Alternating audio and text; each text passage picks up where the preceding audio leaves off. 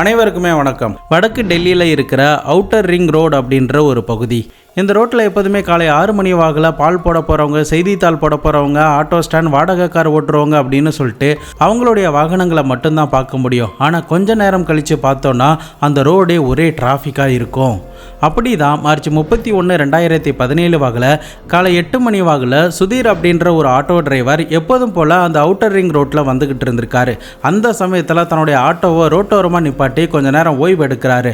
அந்த சமயத்தில் அந்த ரோட்டுக்கு பக்கத்தில் இருக்கிற நடைபாதையில் ஏதோ ஃபுட்பால் மாதிரி இருக்கிறத பார்த்துருந்துருக்காரு. இதனால் பதறி போன அந்த நபர் உடனடியாக கிட்ட வந்து நல்லா ஒத்து பார்க்கும்போது தான் அது ஃபுட்பால்லாம் கிடையாது, அது ஒரு மனிதனுடைய தலை அப்படிங்கிறது தெரிய வருது. இதை பார்த்ததுமே அந்த ஆட்டோ டிரைவர் ரொம்பவே அதிர்ந்து போயிருந்திருக்காரு. அவர் பார்க்கறதையும் அங்கே போகிற பொதுமக்களும் பார்த்துருந்துருக்காங்க. அவர்களும் கிட்ட வந்து பார்த்துட்டு பதறி போயிட்டு உடனடியாக பக்கத்தில் இருக்கிற போலீஸுக்கு தகவலை கொடுத்துருந்துருக்காங்க. போலீஸ் அதிகாரிகளும் கொஞ்ச நேரத்திலே சம்பவ இடத்துக்கு வந்து அந்த தலையை மீட்டு பார்க்கும்போது தான் அந்த தலையுடைய முகம் முழுக்க ரொம்பவே சிதைந்த நிலையில் இருந்திருக்கு. இதை வச்சு பார்க்கும்போது இந்த முகத்தை அடையாளம் காணக்கூடாது அப்படிங்கிறதுக்காக தான் சிதைச்சிருக்கணும் அப்படின்ற ஒரு முடிவுக்கு வராங்க. இந்த சமயத்தில் தான் அவர்களுக்கு இன்னொரு விஷயமே தோண ஆரம்பிக்குது. இறந்து போன இந்த நபருடைய தலை இந்த இடத்துல கிடச்சிருக்குன்னா கண்டிப்பாக இவர் இறந்து போயிருப்பார். அதனால இவருடைய மற்ற பாகங்களையும் இதே மாதிரி தான் வெவ்வேறு பகுதியில் போட்டிருக்கணும் அப்படின்ற ஒரு முடிவெடுத்து உடனடியாக சுற்று வட்டாரம் முழுக்க பல்வேறு இடங்களில் தேட ஆரம்பிச்சிருக்காங்க. மேற்கொண்டு இந்த தலை மீட்டெடுக்கப்பட்ட இடத்துக்கு பக்கத்திலேயே ஒரு கருப்பு கலர் பிளாஸ்டிக் கவர் இருந்திருக்கு. அந்த கவரை பார்க்கும்போது அது முழுக்க ரத்தமாக இருந்திருக்கு. ஒருவேளை தெருநாய்க்கள் ஏதாவது இந்த கவரை பிச்சு இந்த தலையை வெளியில் இழுத்துட்டு வந்து போட்டிருக்கலாம் அப்படின்ற ஒரு முடிவுக்கு வந்து இருந்திருக்காங்க. அதே சமயம் மற்ற உடற்பாகங்கள் எல்லாத்தையுமே தீவிரமாக தேட ஆரம்பிச்சிருக்காங்க. பட் என்னதான் போலீஸ் அதிகாரிகள் அன்றைய நாள் முழுக்க தேடிக்கிட்டே இருந்தாலும் அவர்களுக்கு எந்த ஒரு பார்ட்ஸுமே கிடைக்காமலே போகுது. இப்படி நடந்துக்கிட்டு இருக்கிற சமயத்தில் தான் மறுநாள் காலையில் காந்தி விகார் அப்படின்ற பகுதியில் இருந்து போலீஸ் அதிகாரிகளுக்கு ஒரு மர்மமான ஒரு ஃபோன் கால் வருது. அந்த ஃபோன் காலில் என்ன சொல்கிறாருன்னா, எங்களுடைய வீட்டுக்கு பக்கத்தில் குப்பை போடுற தொட்டிகள்லாம் இருக்குது, அந்த தொட்டிகளுக்கு பக்கத்துலேயே ஒரு கருப்பு கலரில் கேரி பேக்லாம் இருக்குது, அதில் இருந்து ஏதோ ரத்தம் கசிகிற மாதிரி தெரியுது, எங்களுக்கு ஏதோ சந்தேகமாக இருக்குது, நீங்கள் உடனடியாக வந்து பாருங்கள் அப்படின்னு சொல்லியிருந்திருக்காங்க. இந்த தகவல் கிடைச்ச உடனே போலீஸ் அதிகாரிகள் அந்த இடத்துக்கு போயிட்டு பார்க்கும்போது அங்கே ஒரு மனிதனுடைய கால்கள் மட்டும் அந்த கேரி பேக்கில் இருந்து கிடச்சிருந்திருக்கு. தொடர்ந்து அன்றைய நாள் முழுக்க பல்வேறு இடங்களில் நெஞ்சு பகுதி, கைப்பகுதி அப்படின்னு சொல்லிட்டு பல உடற்பாகங்கள் எல்லாமே கருப்பு கலர் கேரி பேக்கில் அந்த பகுதியில் பல்வேறு இடங்களில் கிடச்சிருந்திருக்கு. போலீஸ் அதிகாரிகள் கிடைச்ச அந்த உடற்பாகத்தை மருத்துவர்கள்கிட்ட கொடுத்து செக் பண்ண சொல்லும்போது தான் கிடைத்த உடற்பாகங்கள் எல்லாமே ஒரே நபருடையது அப்படின்னும், அந்த நபருக்கு 25லேருந்து 26 வயது தான் இருக்கும் அப்படின்னும், இந்த பையனுடைய ஒரு வலது கையில் ஓம் சாய்ராம் அப்படின்ற ஒரு டேட்டோவும் குத்தப்பட்டிருக்கு அப்படிங்கிறத தெரிவிக்கிறாங்க. அன்னைக்கு போலீஸ் அதிகாரிகள் இறந்து போன நபரை யார் அப்படிங்கிறத கண்டுபிடிச்சாங்களா இல்லையா? 2017 டெல்லி முழுக்க ரொம்பவே பரபரப்பாக பேசப்பட்ட ஒரு மர்மமான திகிலான சம்பவத்தை தான் இன்றைக்கி நம்ம பார்க்க போகிறோம். வீடியோவை எந்த இடத்துலையுமே ஸ்கிப் பண்ணாமல் தொடர்ந்து பார்த்துக்கிட்டே வாங்க. நான் உங்கள் Babu Shankar and welcome to Babu Shankar story.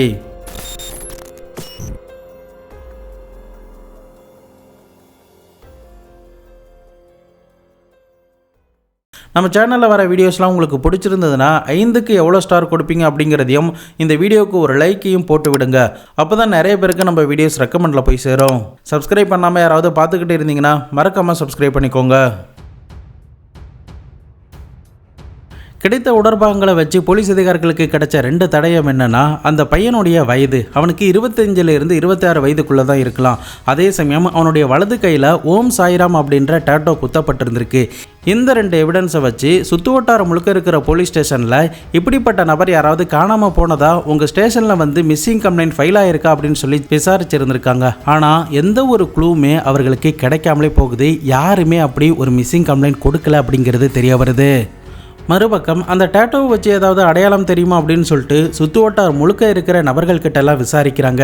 நிறைய இன்ஃபார்மர்லாம் பொதுமக்களுக்குள்ளே இறக்கி இந்த மாதிரி டேட்டோ போட்டிருக்கிற நபர் யாராவது காணாமல் போயிருக்காங்களா அப்படின்னு சொல்லிட்டு சீக்கிரட்டாக விசாரிக்க வச்சுருந்துருக்காங்க. இது ஒரு பக்கம் நடந்துக்கிட்டு இருக்கிற சமயத்தில் டேட்டோஸ் போடுற கடைகளுக்கெல்லாம் போயிட்டு அங்கே இந்த மாதிரி டேட்டோஸ்லாம் யாராருக்கெல்லாம் போட்டிங்க, அவங்களுடைய லிஸ்டெல்லாம் கொடுங்க அப்படின்னு சொல்லிட்டு வாங்கி கிட்டத்தட்ட 100க்கும் மேற்பட்ட நபர்களை விசாரிச்சிருந்திருக்காங்க. ஆனாலுமே அது பலனளிக்காமலே போயிருந்திருக்கு. இப்படியே நாட்கள் மெல்ல மெல்லமாக நகர்ந்துக்கிட்டே போகிற சமயத்தில் தான் சாந்த் நகர் மற்றும் புராரி நகர் அப்படின்ற பகுதியில் இருந்து 2 பெண்கள் போலீஸ் அதிகாரிகளை கான்டாக்ட் பண்ணியிருந்திருக்காங்க. நான் வசிக்கிற பகுதியான சாந்த் நகர் அப்படின்ற பகுதியில் ஒரு பையன் இந்த மாதிரியே டேட்டோ குத்திருப்பான் அப்படிங்கிறத தெரிவிக்கிறாங்க. உடனடியாக போலீஸ் அதிகாரிகள் அந்த பெண்கிட்ட இருந்து அட்ரஸ்லாம் வாங்கி கொண்டு சம்பந்தப்பட்ட வீட்டுக்கு போயிட்டு பார்க்கும்போது தான் ஒரு பையன் அதே மாதிரி டேட்டோ குத்துற நிலையில் அந்த இடத்துல காணப்பட்டிருந்திருக்கான். மேற்கொண்டு அந்த பையனை விசாரணை பண்ணும்போது அவன் பேர் ராஜேஷ் அப்படின்னும் அவனுடைய தம்பியான நிதின் அப்படின்றவனும் இதே மாதிரி தான் டேட்டோ குத்திருப்பான் அப்படிங்கிறது தெரிய வந்திருக்கு. அதே சமயம் அந்த குடும்பத்தார்கள் கிட்ட விசாரிச்சதுல இந்த நிதின்குமார் அப்படின்றவனுக்கு 26 வயது தான் ஆகுது அப்படின்னும் அவன் ஒரு பிரைவேட் கம்பெனியில் சேல்ஸ்மேனாக வேலை பார்த்துக்கிட்டு இருக்கான் அப்படிங்கிறதும் தெரிய வருது. மேற்கொண்டு கடைசியாக அவன் மார்ச் 30ஆம் தேதி, அதாவது இந்த தலைப்பகுதி கிடைப்பதற்கு முதல் நாள் அவன் வீட்டை விட்டு வெளியில் போனதாகவும் அதன் பிறகு ரிட்டன் வீட்டுக்கு வரல அப்படின்ற ஒரு தகவலை அந்த குடும்பத்தார்கள் கொடுத்திருந்திருக்காங்க. சரி, உங்கள் வீட்டில் இந்த ஒரு பையன் காணாமல் போயிருக்கானே, எதனால் நீங்கள் மிஸ்ஸிங் கம்ப்ளைண்ட் கொடுக்கல, ஏன் தேடவே இல்லை அப்படின்னு சொல்லி கேட்கும்போது அவங்க சில காரணங்கள்லாம் சொல்லியிருந்திருக்காங்க. இருந்தாலும் போலீஸ் அதிகாரிகள் அவங்க கிட்ட இருந்து கிடைச்ச அந்த சடலத்தோடைய ஃபோட்டோஸ் எல்லாத்தையுமே அந்த நிதின்குமாரோடைய அண்ணனான ராஜேஷ் கிட்ட காட்டி கேட்கும்போது, ஆமாம் சார், இது என்னுடைய தம்பி தான் அப்படின்ற ஒரு அடையாளத்தை காட்டியிருந்திருக்காரு. மேற்கொண்டு போலீஸ் அதிகாரிகள் அந்த குடும்பத்தார்கள் கிட்ட கடைசியாக நிதிஷ் யார் கூட போகிறான், எங்கே போகிறான் அப்படின்னு ஏதாவது சொன்னானா அப்படின்னு சொல்லி கேட்கும்போது எதையுமே எங்ககிட்ட தெரிவிக்காம தான் அவன் வெளியில் போனான் அப்படின்னு தெரிவிக்கிறாங்க. தொடர்ந்து போலீஸ் அதிகாரிகள் இந்த வீட்டை சுற்றி இருக்கிற சிசிடிவி காட்சிகள் எல்லாத்தையுமே செக் பண்ணி பார்க்கும்போது சரிவர அவங்களுக்கு எந்த ஒரு ஆதாரமுமே கிடைக்காமலே போகுது. மேற்கொண்டு அதே பகுதியில் ஒரு மெடிக்கல் ஒன்று இருந்திருக்கு. அந்த மெடிக்கலில் சில சிசிடிவி காட்சிகள் பதிவாகி இருந்திருக்கு. அதை செக் பண்ணி பார்க்கும்போது ரொம்பவே குவாலிட்டி கம்மியாக பிளரான நிலையில் இருந்திருக்கு. இதை அந்த நிதினுடைய அண்ணனான ராஜேஷ் கிட்ட போலீஸ் அதிகாரிகள் காட்டி இது உங்கள் தம்பி மாதிரி தெரியுதா அப்படின்னு சொல்லி கேட்டிருந்திருக்காங்க.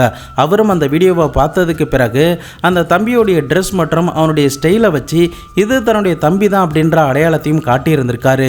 மேற்கொண்டு அந்த பைக்கில் அழைச்சிட்டு போகிற பையன் யார் அப்படின்னு எனக்கு தெரியல அப்படின்னு சொல்கிறாரு. இதனால் போலீஸ் அதிகாரிகள் இந்த வீடியோ ஃபுட்டேஜை அப்படியே டெக்னிக்கல் டீமுக்கு அனுப்பி அந்த வீடியோவை கம்ப்ளீட்டாக குவாலிட்டி இன்க்ரீஸ் பண்ணி செக் பண்ணி பார்க்குறாங்க. அப்போது இந்த நிதினுடைய அண்ணன் அதை பார்க்கும்போது இந்த பையனை எனக்கு நல்லாவே தெரியும், இவனுடைய பேர் ஹாரிஸ் அப்படின்னும் தெரிவிச்சிருந்திருக்காரு. உடனடியாக போலீஸ் அதிகாரிகள் அந்த ஹாரிஸ் அப்படின்றவனுடைய மொபைல் நம்பரெல்லாம் வாங்கி அவனுடைய கால் டீட்டெயில்ஸ் எல்லாத்தையுமே செக் பண்ண ஆரம்பிச்சிருக்காங்க. அப்படி செக் பண்ணி பார்த்ததில் தான் இவன் முதல் நாள் இதே மெடிக்கலுக்கு வந்துட்டு போயிருக்கான் அப்படிங்கிறது தெரிய வருது. தொடர்ந்து அவனுடைய கால் டீட்டெயில்ஸ் எல்லாத்தையுமே செக் பண்ணி பார்க்கும்போது பவன் அப்படின்ற ஒரு நண்பனுக்கு கால் பண்ணியிருக்கான் அப்படிங்கிறது தெரிய வருது. இப்போ போலீஸ் அதிகாரிகள் என்ன பண்ணுறாங்கன்னா, இறந்து போன நிதினுடைய மொபைல் நம்பரும் இந்த போலீஸ் அதிகாரிகளால் சந்தேகப்படப்பட்ட இந்த ஹாரிஸ் அப்படின்றவனுடைய மொபைல் நம்பரும் மேற்கொண்டு அவன் கால் பண்ணதாக சொன்ன பவனுடைய மொபைல் நம்பரும் எந்தெந்த ஏரியாவில் இருந்து அவனுங்களுக்கு சிக்னல் போயிருக்கு அப்படிங்கிறத செக் பண்ணி பார்த்துருக்காங்க. அப்படி செக் பண்ணி பார்த்ததில் எல்லாமே பவனுடைய வீட்டில் தான் காட்டியிருந்திருக்கு. அதாவது இறந்து போன நிதினுடைய மொபைல் சிக்னல் முதற்கொண்டு பவனுடைய வீட்டில் தான் காட்டியிருந்திருக்கு. இதனால் போலீஸ் அதிகாரிகள் உடனடியாக பவனுடைய வீட்டுக்கு போய் பார்க்கும்போது அவனுடைய ரூம் முழுக்க ரொம்பவே இரத்தக்கரைகளாக இருந்திருக்கு. மேற்கொண்டு அவனுடைய ரூமில் இருந்த பெட்டை செக் பண்ணி பார்க்கும்போது ஒரு லாக்கர் பாக்ஸ் மாதிரி இருந்திருக்கு. அந்த பெட்டை தூக்கிட்டு அடியில் பார்க்கும்போது அந்த கொலைக்கு பயன்படுத்தப்பட்ட கத்திகள் மாதிரியான தடயங்கள் எல்லாமே அந்த இடத்துல இருந்து கிடச்சிருந்திருக்கு. உடனடியாக பவன் மற்றும் ஹாரிஸ் அப்படின்ற 2 பேரையும் கைது பண்ணி கஸ்டடியில் எடுத்து தனித்தனியாக விசாரணை பண்ணும்போது தான் நாங்கள் தான் நிதினை கொலை பண்ணோம் அப்படின்ற ஒரு உண்மையை ஒத்துக்கொள்ளவும் செய்கிறானுங்க. தலையை போலீஸ் அதிகாரிகள் மீட்டெடுப்பதற்கு முதல் நாள், அதாவது மார்ச் 30ஆம் தேதி தன்னுடைய வீட்டில் ஒரு பார்ட்டி இருப்பதாகவும் அந்த பார்ட்டிக்கு ஹாரிஸும் நிதினும் வரணும் அப்படின்னு அவன் பிளான் பண்ணி இருந்திருக்கான். அந்த பார்ட்டிக்கு நேரடியாக பவன் நிதினை இன்வைட் பண்ணால் கண்டிப்பாக வரமாட்டான் அப்படிங்கிறது பவனுக்கு நல்லாவே தெரியும். இதனால தான் ஹாரிஸ் மூலியமாக கால் பண்ணி மெடிக்கல் கிட்ட வர வச்சு 2 வீலரில் பிக்கப் பண்ணிவிட்டு பவனுடைய வீட்டுக்கு இந்த ஹாரிஸ் வந்து இருந்திருக்கான். அந்த சமயத்தில் இந்த 3 பேரும் சேர்ந்து பார்ட்டியை நல்லா என்ஜாய் பண்ணி இருந்திருக்காங்க. அப்போது நிதின் மட்டையானதுக்கு பிறகு இந்த பவனும் ஹாரிஸும் சேர்ந்து ஏற்கனவே பிளான் பண்ணி வாங்கி வைக்கப்பட்ட கத்தியை எடுத்து அவனை கண்ணா பின்னான்னு வெட்ட ஆரம்பிச்சிருக்கானுங்க. அதன் பிறகு நிதினுடைய கை கால் அப்படின்னு சொல்லிட்டு எல்லா பாகத்தையுமே தனித்தனி துண்டாக வெட்டி அதை எல்லாத்தையுமே ஒரு கேரி பேக்கில் பேக் பண்ணி இவனுடைய பெட்டுக்கு கீழே இருக்கிற ஒரு பாக்ஸில் ஒன்று அடுக்கி வச்சிருந்திருக்கானுங்க. அதன் பிறகு ஒரு காரை வாடகைக்கு எடுத்துகிட்டு வந்து அன்றைய நாள் இரவு நேரத்திலேயே அதை எல்லாத்தையுமே காருக்குள்ளே ஏற்றி வெவ்வேறு இடங்களில் தூக்கி போட்டிருந்திருக்கானுங்க. அதன் பிறகு தான் அடுத்தடுத்த நாட்களில் போலீஸ் அதிகாரிகள் எல்லா உடற்பாகத்தையும் மீட்டெடுத்து இறுதியாக இவனுங்க 2 பேரையுமே கைது பண்ணி இருந்திருக்காங்க. இந்த 2 பேர்கிட்டையும் இந்த அளவுக்கு இந்த நிதினை கொலை பண்ணுவதற்கு காரணம் என்ன, அப்படி நிதின் உங்களுக்கு என்னதான் பண்ணா அப்படின்னு சொல்லி விசாரணை பண்ணும்போது தான் போலீஸ் அதிகாரிகளே ரொம்பவே ஷாக்கிங் ஆகியிருந்திருக்காங்க.